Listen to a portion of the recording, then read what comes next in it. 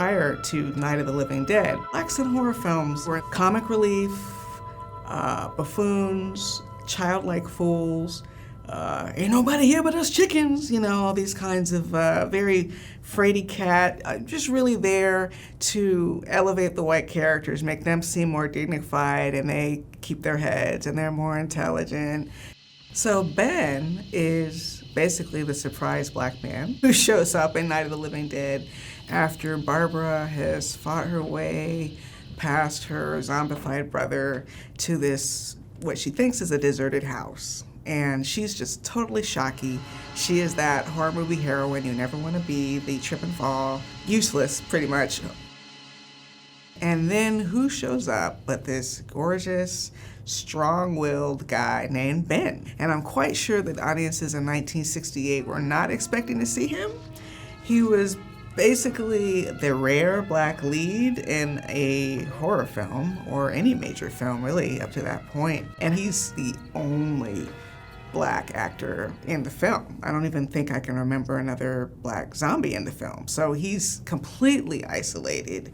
So Romero is introducing so many things at once. The bite you and kill you zombies, whereas before zombies were more mindless shamblers. He's introducing the blood and gore, but really Ben, Duane Jones, really stands out for a lot of viewers because it's not just that he happens to be a black guy, he's a very assertive black guy. I know you're afraid. I'm afraid too. But we have to try to board the house up together. Now, I'm going to board up the windows and the doors. Do you understand? He's very assertive. He has slapped, really punched Barbara because she was hysterical and knocked her unconscious.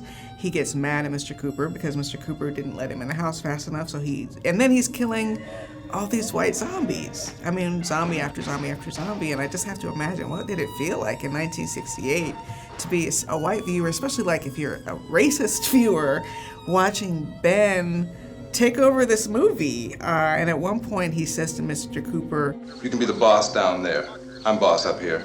Which must have felt like every nightmare for people who were against bringing down Jim Crow laws, who were against integration, who were against equal pay, all that. Anyone who was afraid of the social structure was seeing their worst nightmare on the screen in Duane Jones and Night of the Living Dead. When we cast Duane Jones, when Duane Jones agreed to do it, we didn't change the script. And when Jack and I were writing the script, it was the guy in our mind was Caucasian. And the same things happened to him. At its inception, this was not meant to be as bald a social commentary as it became once Duane Jones was cast, but I just have to think that Romero, looking through that camera lens while he's shooting this film, and the way he has Duane Jones in the foreground of these shots, towering over the white characters who were in the background, he had to see it. He had to know that this is going to be different. This is going to be unusual. And whether it was conscious or not, on some level, the perfection of the social commentary just makes me think he had to know what he was doing on some level, even if it was accidental casting. You have to be progressive enough as a director to be willing to make that casting choice. It was very much in people's faces in every frame of that film, including that devastating ending where Duane Jones is the last survivor and gets shot down by the white mob.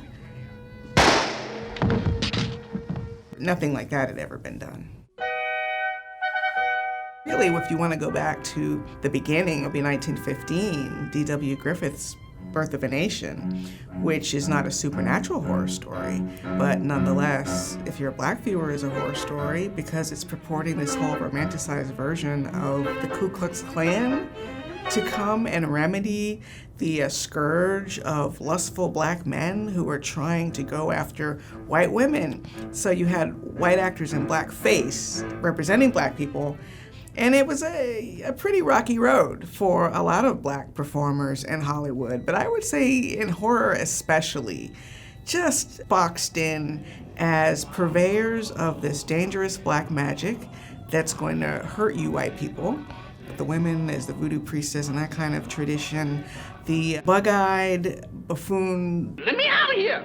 Now let me out of here! And then when we moved beyond that, it wasn't much better because then all these other tropes emerged, like the first to die, the sacrificial Negro, which is what we call that character whose only role is to step in at the last moment and save the white characters from peril. Spiritual guides and those sorts of characters, magical Negroes, all of those kinds of tropes that I think spoke more to the lack of a diverse circle of friends that a lot of these filmmakers had. So it's been a battle to sort of claw out of those secondary roles, those cliche-ridden roles, to the point where now Black characters can actually be the heroes and heroines of their own stories.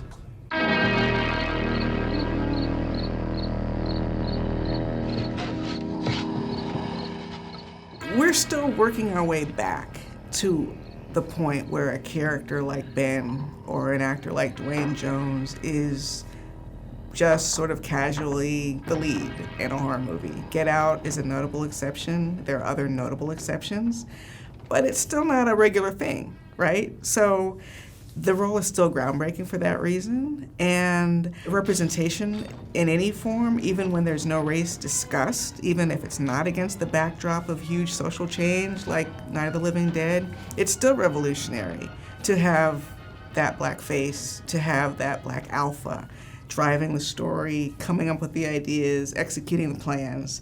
So yeah, we're still looking for more bands in our horror movies. Okay, toss 'em!